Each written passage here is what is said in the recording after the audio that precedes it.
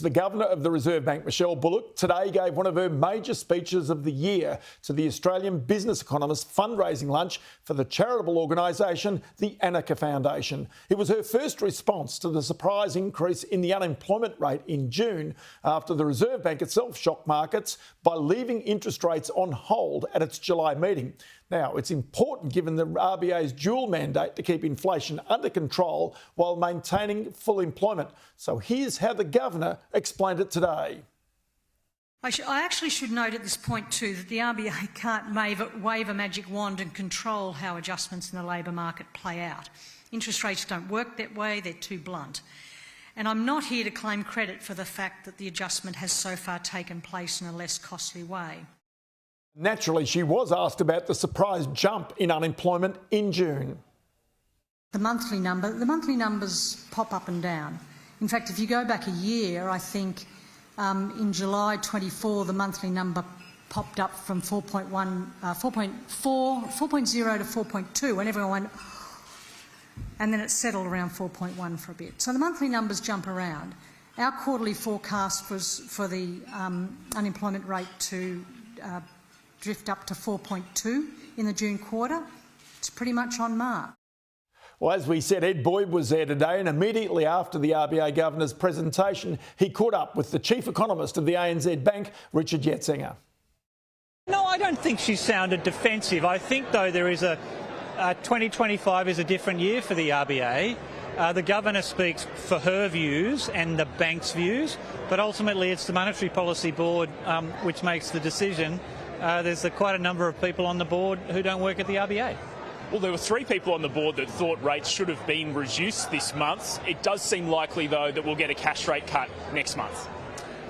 You would say almost certainly we'll get a cash rate cut next month, but the tone of the speech today, I think, was consistent with easing still being pretty gradual and modest. The market's pricing 3, nearly 4 rate cuts. I don't think the speech today was consistent with that many.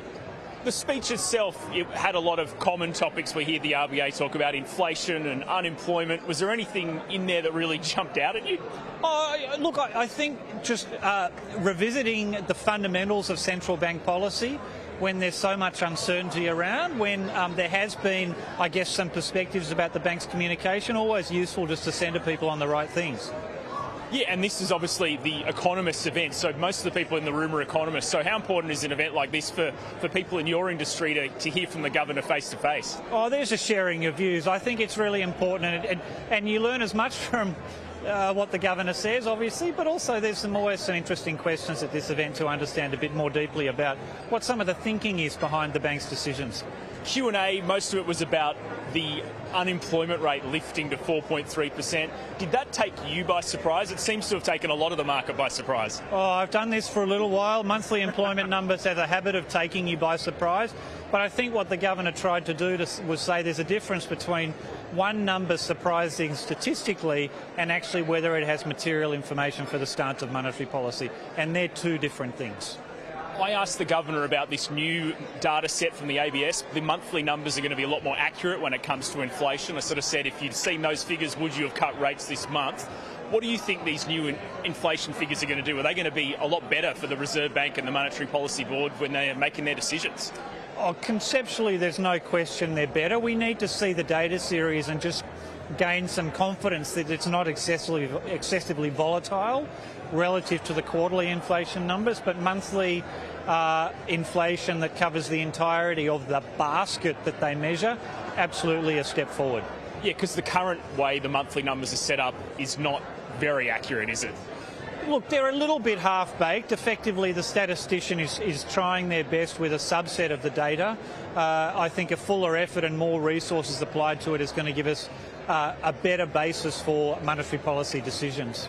And the other main questions in the crowd were about productivity and how productivity and monetary policy go together. I know we've got the upcoming economic forum. I mean, what's your sense of Australia's productivity levels right now? Well, I think there was a question about ANZ's 5 in 5 podcast every morning, but productivity also obviously the only sustainable driver of higher living standards over time. Australia, the last 5 years, productivity has been flat, you might say. On some measures it's gone backwards, but on some measures it's gone forwards. I think this discussion is becoming really the centre of the economic policy discussion. I'm optimistic we'll get some things out of the productivity roundtable to take us forward. And then GDP growth, are you expecting it to pick up at all over the next couple of months? GDP should pick up a little bit. I think the main constraint on GDP is not income. The income side of the economy is quite healthy. The two constraints are encouraging people to spend it, and lower interest rates will help that. The second constraint is not a lot of productivity growth. If we can get a bit more productivity growth, I think we can get a stronger economy. Richard Yetsenga, thanks for your time. Thank you.